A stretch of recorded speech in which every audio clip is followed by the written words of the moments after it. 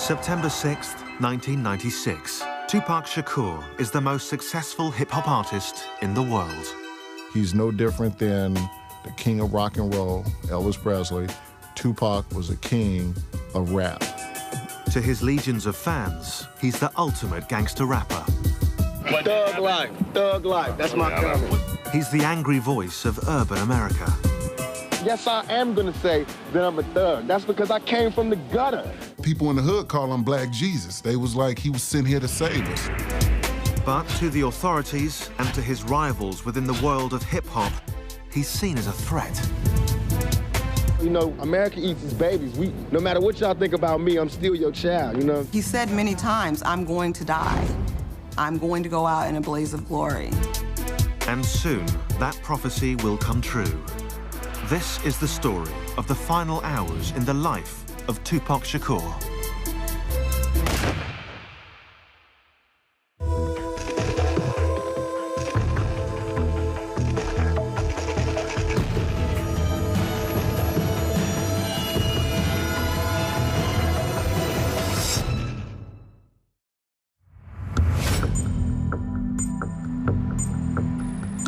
Los Angeles, California, September 6, 1996. It's 11:30 p.m. and Tupac Shakur leaves Lacey Studios in downtown LA, where he's just finished shooting his latest video.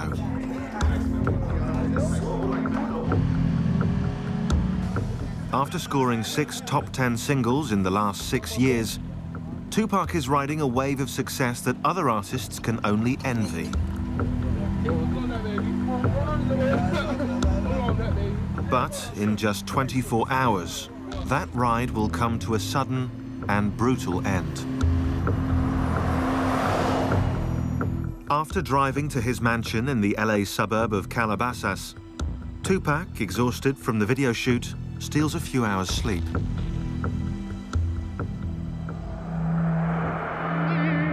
In the morning, his cousin, Jamal al-Hussein, reminds him that they have to leave on a trip to Las Vegas. Because our birthdays is in the same month, he wanted me to celebrate our birthdays together in Vegas.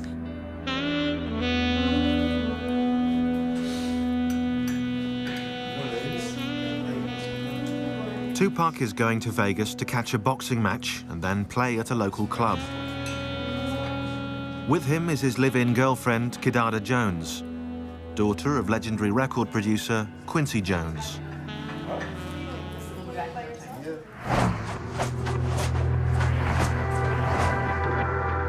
Within hours, they hit the road. But Tupac is less than eager to make the trip. Pac didn't want to go, you know what I'm saying? It was obvious there was some other family issues that he wanted to deal with back in Atlanta, and he wasn't really keen on the whole Vegas trip, you know what I mean? But at the urging of his manager, Tupac goes along with the plan. It will be the last trip he ever takes.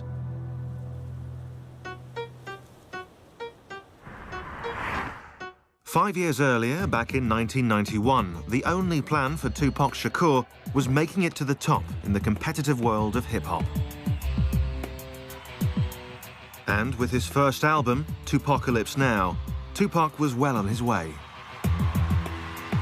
From the start, he forged a powerful bond with his fans, rapping about the cold reality of life on the streets.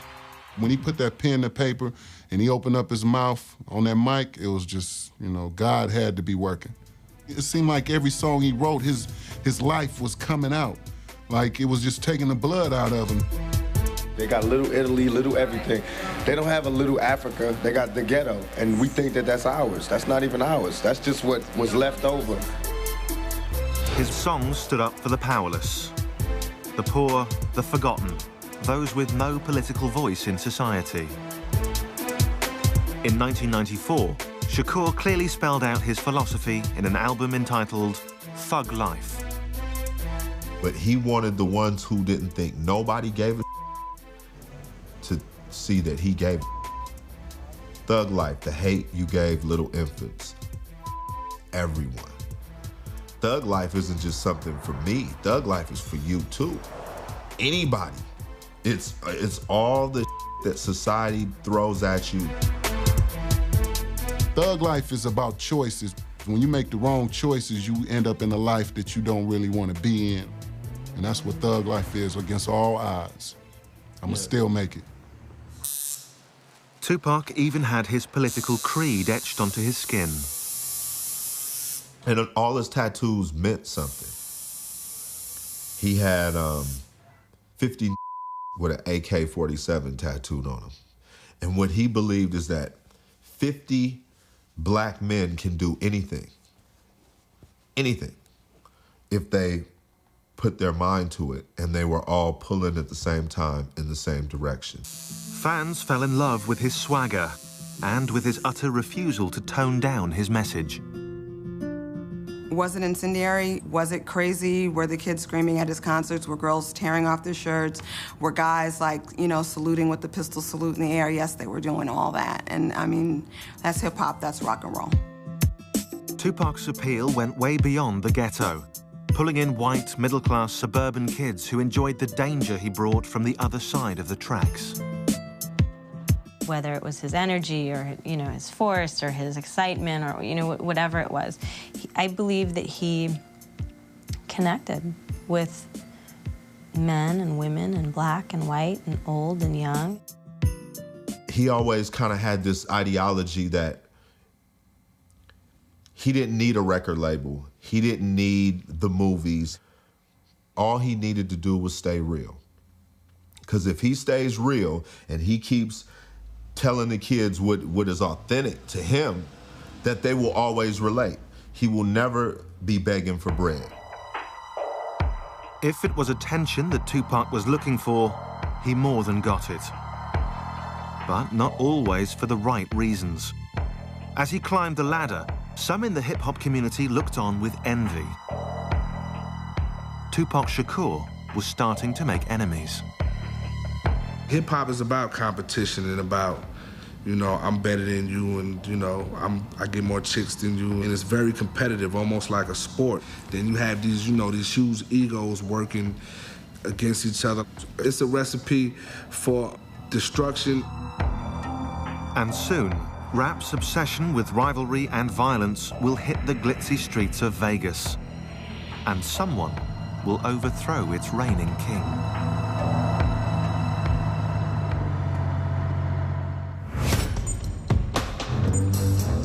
September 7th, 1996, 3 p.m. Tupac Shakur has arrived in Las Vegas, Nevada, where he's scheduled to watch a boxing match and perform at a local club. It's a performance he will never get a chance to give. In less than 9 hours, he'll be gunned down in cold blood. After leaving his girlfriend and cousin behind at the hotel, Tupac kills time before the boxing match by hitting the casino tables. At his side is his trusted bodyguard, Frank Alexander. We get over to the MGM, and he's gambling again on the crap table, and he's winning. He's winning big. He's doing really well. Yeah, I remember when we got to Vegas, I think Pac had about 10 grand in his pocket, and it was burning a hole in his pocket. He was trying to get rid of it as fast as he could.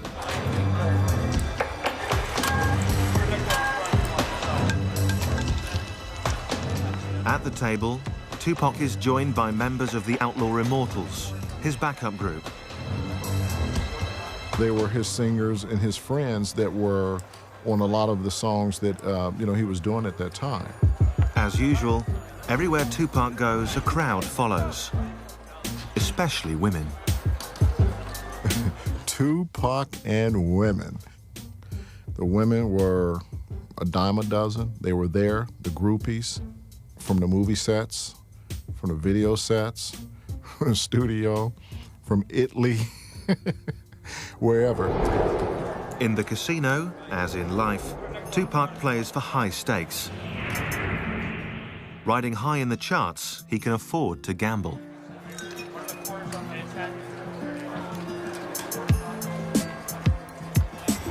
But 25 years earlier, on the streets of East Harlem, New York City, few would have laid bets on the future success of young Tupac Shakur. His mother, Afeni Shakur, a member of the radical Black Panther Party, was arrested and charged, along with 20 other members, for conspiring to blow up local buildings. I was captivated by the visualness of the Black Panther Party. I was captivated by the rationality of the Black Panther Party. And I was captivated by the sense of service of the Black Panther Party. For me, the Black Panther Party was a way to legitimately express my anger. Eventually acquitted of all charges and pregnant with Tupac, Afeni was released from jail after spending 15 months on and off behind bars. And on June 16th, 1971, she gave birth to Tupac Amaru Shakur, who she named after a South American Incan revolutionary, the name meaning Shining Serpent. So Shining Serpent is a brilliant spirit. I actually believed in 1971 that giving a child a name empowers him. But what did not help empower young Tupac was the absence of his father, also a Black Panther, who was rarely around. What he didn't have was that masculine figure in his life for a sustained period of time that would, you know, you could go play ball with. Adding to that instability was crippling poverty, at times rendering Tupac and his mother homeless. But in 1986, despite those hardships, Afeni moved to Baltimore and managed to enroll her son in a unique public high school, the Baltimore School for the Arts. That was a really good experience for Tupac because the other students at the school were all artists. And the environment for artists is different. It's a lot freer. It's a lot less restrictive. In particular, he fell in love with acting and with rap music. I think Tupac always believed he could have it all. He could be an incredible and talented MC. He could be an incredible and talented actor. I think he saw no sort of boundaries or limits for, his potential. But in contrast to school, his life at home was stark. I had gotten hit by a man that I was having a relationship with. And that had a very bad reaction on my son because I wouldn't allow my son to beat the man up. And that was a real breach for Tupac internally.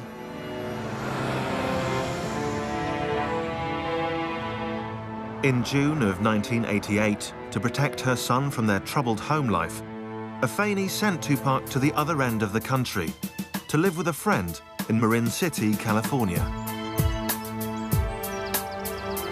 But the 16-year-old quickly discovered he had simply traded one nightmare for another.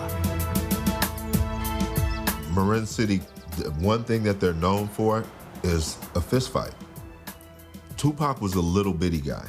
Even him, fully bulked up, is still a little bitty guy, which makes it even more incredible the kind of the guts that this dude has, because he fears no man, woman, child, animal, none of that, because they can only kill you one time.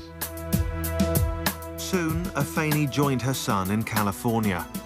But any hope of a happy family reunion was made impossible by her own personal struggles. My children and I have a bond that is based on the truth and trust. And the bond was broken with a lie. The lie being, I was using drugs, but I can handle it. That's a lie. That lie cost me dearly. Me talking about that period is different from them because in reality, I found drugs, is what I did. I found the answer. My answer was crack. But despite his contempt for his mother's addiction, Tupac too drifted into the world of narcotics. He probably sold drugs for about a week. His reason for stopping was because his heart was too big. You understand? When someone brings you their wedding rings and they say, here, I'm gonna give you these wedding rings for some crack. You're like, man, it's that bad? It's come to this?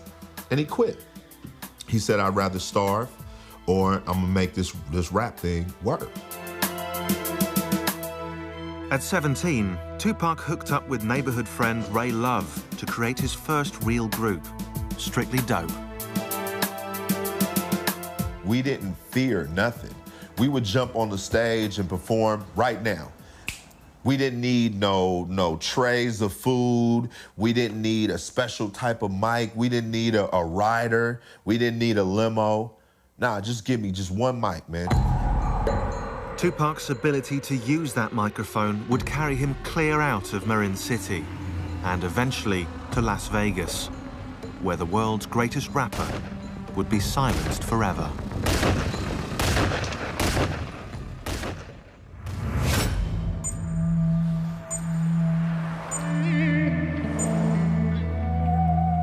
September 7th, 1996, 6:15 p.m.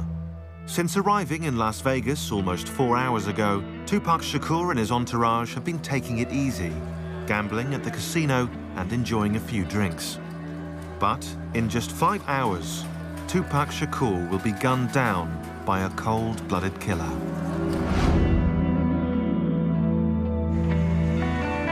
On the invitation of his manager and CEO of his record company, Suge Knight, Tupac heads out to see a much-anticipated heavyweight title match between Bruce Seldon and Tupac's close friend, Mike Tyson. Mike and Pac definitely had a friendship, a special kind of relationship with each other. We were all Tyson fans, you know what I mean? Like Tyson was a hero for us kids from the ghetto. Since their arrival, Tupac has insisted that his girlfriend Kidada and his cousin Jamala stay back at the hotel. This party is just for the boys. And I can remember us saying to each other, like, wow, why would they bring us out here and we can't even go to the fight, we can't go to the parties. He don't even want us downstairs. And he kept saying, please, he begged us, please don't go downstairs, please y'all stay up here. With his girlfriend and cousin safe and sound in their hotel room, Tupac and his bodyguard Frank Alexander head out to the MGM Grand, where the Tyson fight is about to get underway. But for Tupac, getting inside isn't so easy. There were a ton of people. There were a ton of people in line waiting to get into the fight. As we're walking by, you know, hey, that's Tupac. You know, you hear the whispering, oh, that's Pac. You get the groupies and you get the fans, you know, screaming Tupac. As they move through the crowd, adoring fans, however, are not the bodyguard's only concern. The famous rapper also has his share of enemies. His recent song, Hit 'Em Up, a scathing attack on fellow rapper Biggie Smalls, has stirred up anger within the hip-hop community. For Frank Alexander, it's a real concern. And I told Pac, I go, Pac, man, so with that song, he was like, oh man, you heard that, man? He goes, that was off the hook, huh? He goes, they playing it everywhere. He goes, man, it's all in the clubs, man, it's gonna be bad, it's gonna hot, blah, blah, blah. And I was like, Pac, dude, you're gonna need more security. I go, I'm not gonna be able to just handle you by yourself. Alexander calls on MGM guards for additional backup. For Tupac, the man who's built a career on confrontation, the constant threat of violence is just par for the course.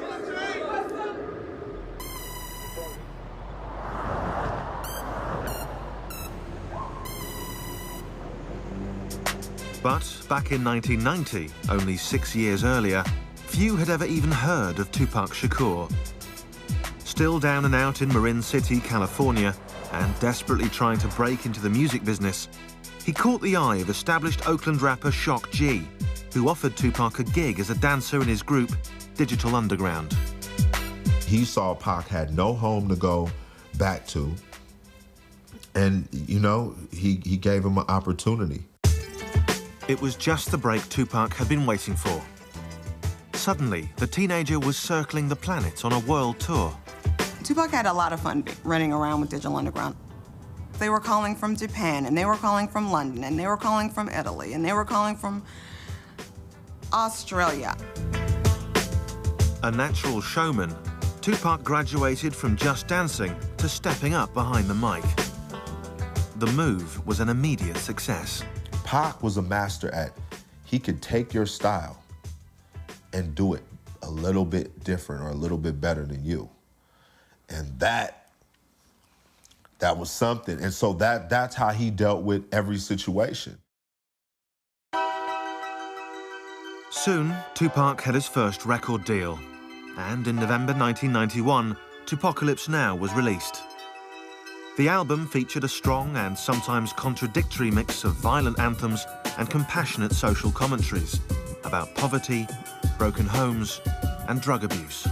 If you look at his music, he had songs that were so negative about women and talked about them like they were just nothing. And then he had a whole series of other songs where he was putting all women, mothers and black women and all women on such a pedestal. He was a complicated guy. In his writing, Tupac drew from his various experiences. Raised in a politically charged Black Panther home, exposed to the fine arts, and schooled on the streets. He was a poet, you know what I mean, first. I think Pac was just so in tune with himself that he can do whatever kind of song and not feel like if people hear it, they're gonna think I'm weak. He's a fan of himself as well. He would go, listen to what I said. Oh my God, the boy is nice. And this is how he would say it. He'd be like, oh my God, the boy is nice. Yo, Jamala, listen to this. This is how I kick it. And he would recite a little verse out that song, and he'll go, ooh, I'm so nice, I'm so nice, I'm killing them, I'm killing them. I'll be like, Pac, he is crazy. Since he was a kid, Tupac had also fantasized about becoming an actor. And in 1991, he made his second dream come true. He starred in the critically acclaimed film, Juice. Juice came out. When I went to go see it, the girls were screaming. That was fly. That was some to see.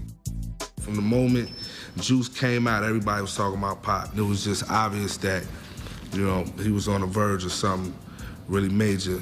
That role helped him more than the music did. He would come downstairs and he would like spread his legs apart and his arms, shake his jewelry off and everything, pull his collar up and say, I'm a legend in my own time.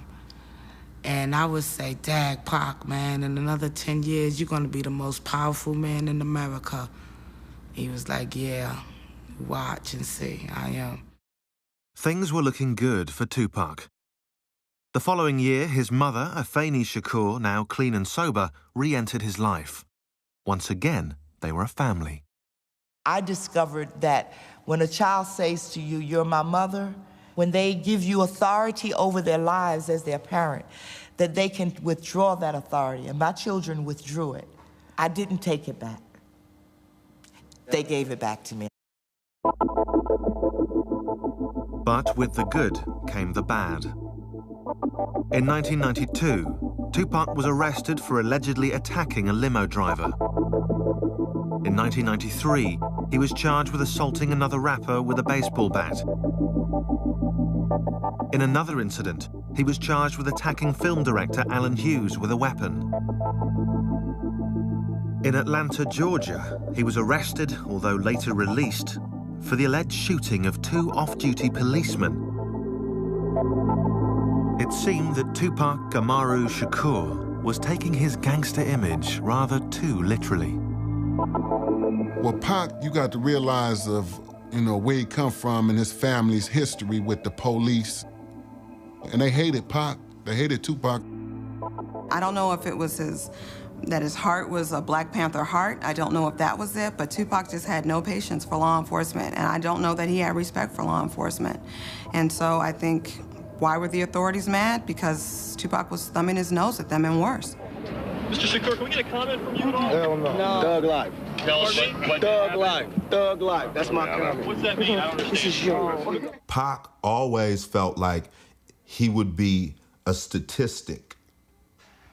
But he said, if I'm gonna be a statistic and America's gonna thoroughly me over, I'm gonna be the ultimate statistic that I can be. In the battle between Tupac the artist and Tupac the streetwise thug, it appeared that the dark side was winning. And soon, on the streets of Vegas, on a warm summer's night, that darkness will swallow him whole.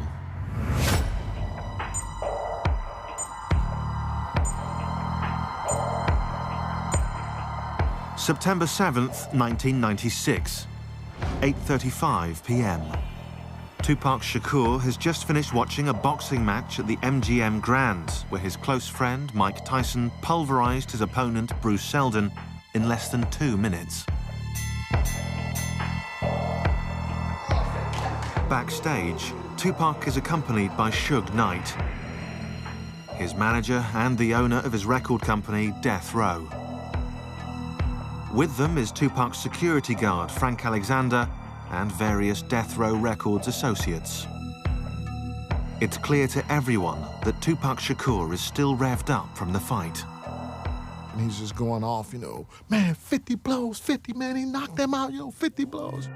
As the group enters the MGM Grand's lobby, one of Suge Knight's Death Row employees passes on a message to Tupac Shakur. One of Suge's guys, his name is Trevon, came over and whispered in Tupac's right ear. Trevon has spotted a man in the hotel lobby that he claims robbed him a few weeks earlier. The man is also a member of the Southside Crips, sworn rivals of another big LA gang, the Bloods, with whom Death Row is said to be affiliated. Tupac Shakur, the king of gangster rap, decides to teach the man a lesson. And Pac just ran up on him and...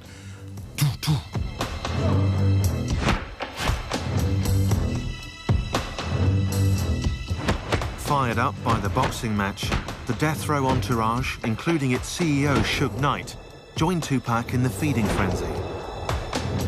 In the chaos, Frank Alexander pulls Tupac from the brawl. I grabbed him and got him out of the fight.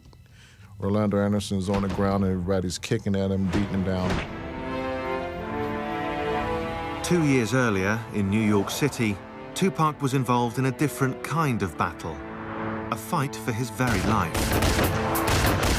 On November 30th, 1994, in the lobby of a Times Square recording studio, he was robbed of $40,000 worth of jewelry and shot 5 times at close range by a group of unidentified black men. While police wrote it off as a random robbery, Tupac saw it as an act of retaliation by one of his many enemies within the hip-hop community. And personally, to me, you know, it could have been a setup, or it could have been whoever came through the door. Because Pac never thought nobody would do nothing to him, because he felt he represented the black community and nobody would... No. That don't go down like that. And that's what I try to get over to him. They don't go down like that. I don't care who you is. They'll take you down. Tupac had become a moving target. His aggressive music had angered both police and community leaders. His verbal attacks on other rappers had created friction within the world of hip-hop. As a rich and powerful black man, everybody was lining up to take a shot at Tupac Shakur.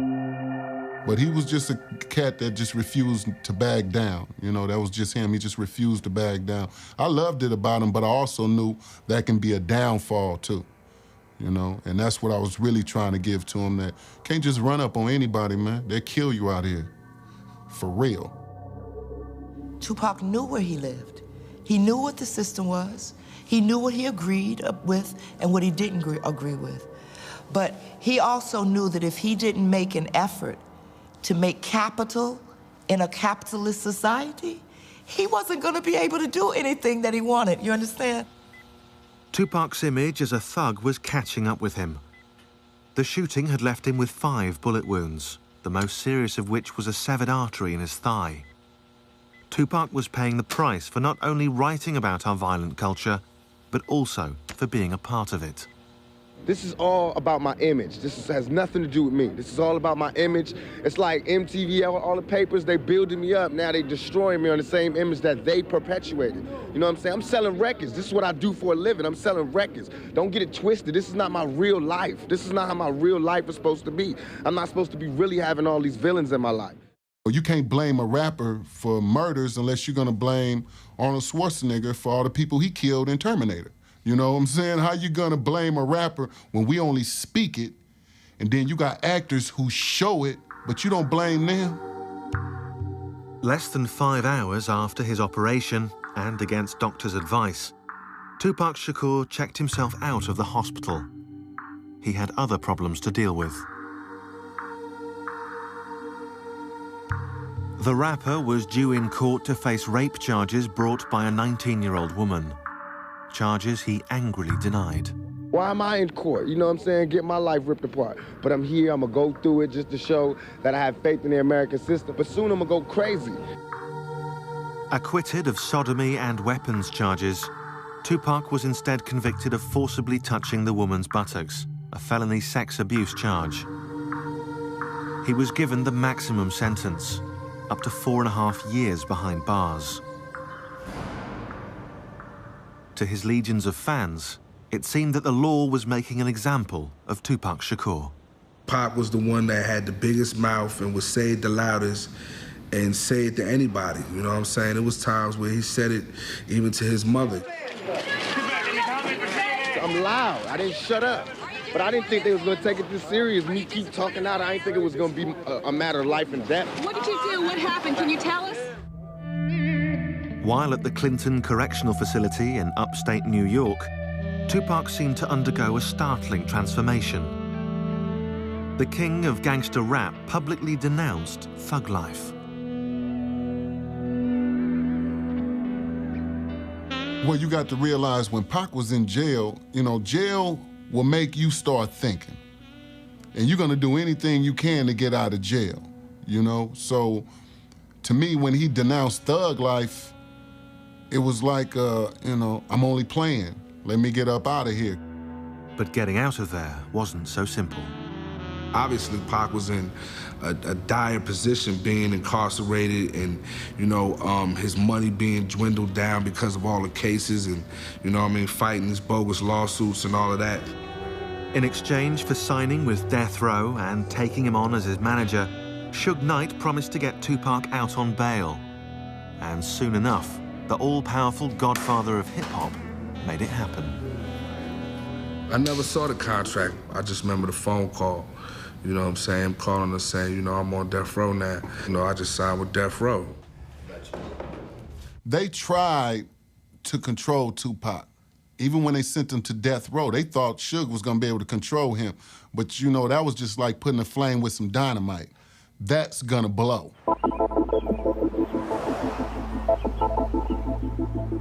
Death Row put Tupac up at the posh Peninsula Hotel in LA to recuperate, re-energize, and get back on his feet. He was coming off a #1 album with Me Against the World and a #1 record with Dead Mama, so he was doing his own thing. It's not like he needed Death Row, but in a sense, he needed them at that moment because it's like, hey, they gave me a $1.4 million bail. You know what I'm saying? I need to get out of jail.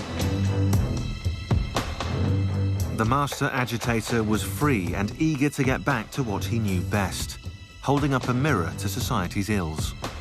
Once he got out, it was like all that anger that was built up while he was sitting in jail came out all at one time. But soon, in a hail of bullets, that mirror will be forever shattered.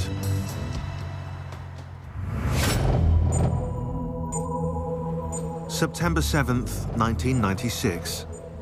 9 p.m., Las Vegas, Nevada. After beating up an alleged Crips gang member in the lobby of the MGM Grand Hotel, Tupac and his entourage make their way back to their rooms to change before heading to Club 662, where Tupac is scheduled to play. In less than 3 hours, Tupac Shakur will be left for dead. I remember Tupac coming back to the hotel, and he was really excited. So he came upstairs and he was like, Jamala, you wouldn't believe it.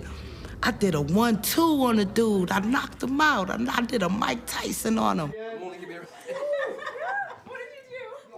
He didn't really get into details about who he was fighting or what the fight was about, but he was really happy that he got a chance to test his ring out on somebody's face.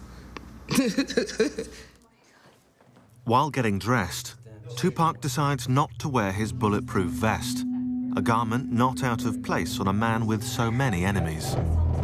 I remember Castro saying to Pac, you know, you should put your vest on. I think you should wear your vest tonight. You know, Pac saying, nah, it's too hot. I don't want to wear my vest tonight. It's too hot for that. Normally, he wouldn't leave without it, but this time he left it. He didn't have it with him.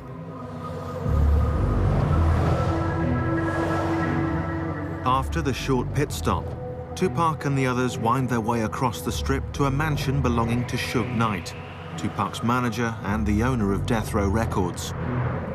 Suge and Tupac disappear briefly while the others wait impatiently.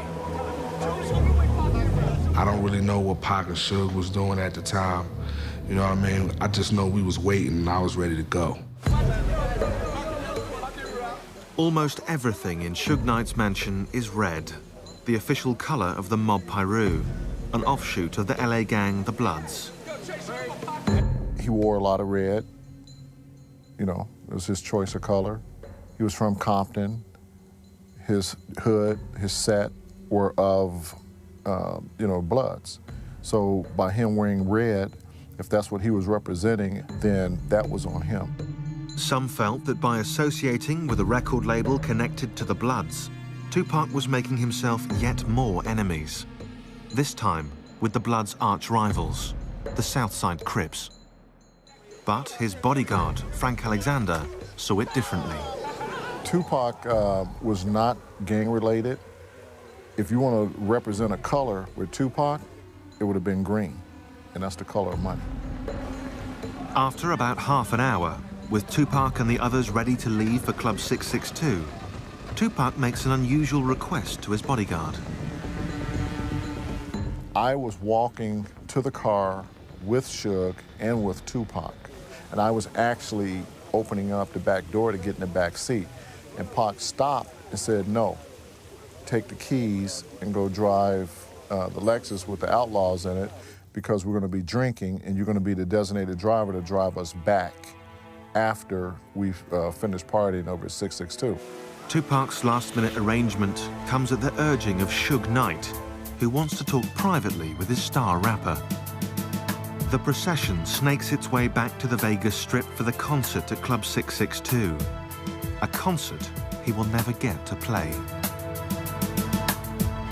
Less than a year earlier, Tupac had seemed invincible. He'd survived a point-blank shooting in New York, he'd survived jail time in a maximum security prison, and he'd emerged more popular than ever. His first album with Death Row, All Eyes on Me, took him to the top. Within 3 weeks, the album went platinum. Yet, despite this success, Tupac decided that when the time came, he would not renew his contract with Death Row Records. Tupac was ready to leave the record label, and there was a reason for it. So, you know, that reason only his mom and the immediate people within his camp would know what that reason was. Privately, Tupac believed that Death Row was not giving him a fair cut of the money he was bringing in. But Death Row was not Tupac's only problem. He was also fighting with an old rival, New York-based rapper Biggie Smalls, who he'd attacked repeatedly in his songs. Their feud fueled rumors of a war between East Coast and West Coast rappers. Well, the East Coast-West Coast beef was like a mirage. It wasn't true, you know, because all Pac is from the East Coast, all the Outlaws from the East Coast, you know? It was just a beef that he had with Biggie. Tupac had spent the last 6 years fighting with the cops, the courts, other rappers, and now violent gangs. It was getting increasingly hard to tell his friends from his enemies. Tupac had a lot more enemies than just, you know, Joe Blow rapper across the country. He comes from a family of people that don't just talk, they act. And they're educated. Pac's big mistake was speaking truth to power. And that's one thing when you're talking about a faceless government or the president. It's a whole nother thing when you're talking about people within the industry that you work or people within the streets. He didn't just speak truth to power when it came to the cops. He said about the dope dealers. He spoke truth to power all the time. When you have that level of honesty, they don't want you here. No one does. And now, as Tupac rides to Club 662 with Suge Knight, he has no idea that one of those enemies is about to strike back.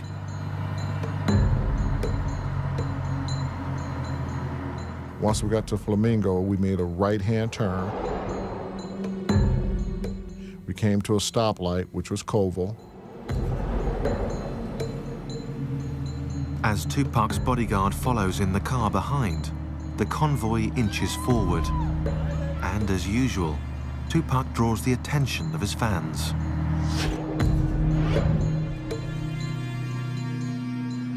Then, suddenly, out of nowhere, a white Cadillac.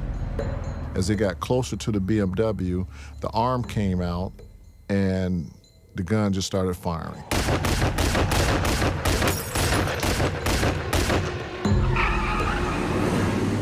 Suge's car is hit with a spray of bullets. 4 of them rip into Tupac's body. Another grazes Suge Knight's head. And after the Cadillac shot into the car, I thought they were dead. My reaction was to run up to the car, and instead, the car took off. Suge's bullet-riddled BMW makes a hard U-turn and races off in the opposite direction. I didn't know what to think. It was a fog. It was a haze. Were these real bullets? Did they really shoot these guys? Badly damaged, the car soon blows its tires and breaks down close by.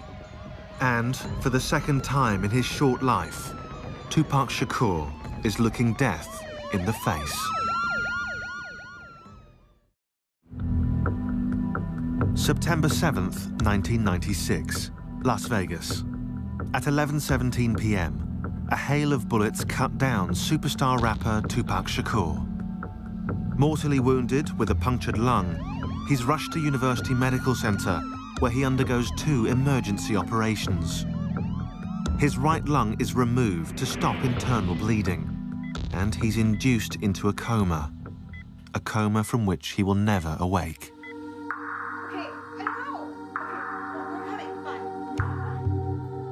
He was cussing and crying and mad. And what was going through my mind was that we just went through this in New York. I saw Jamala, and who had had quite a night. And, you know, it started. People started arriving, and what I remember is that there was never a time where somebody wasn't there with him. When I went in, he was, you know, in a medically induced coma, and I never thought he was gonna die. Never. Not one time did I think he was actually gonna die.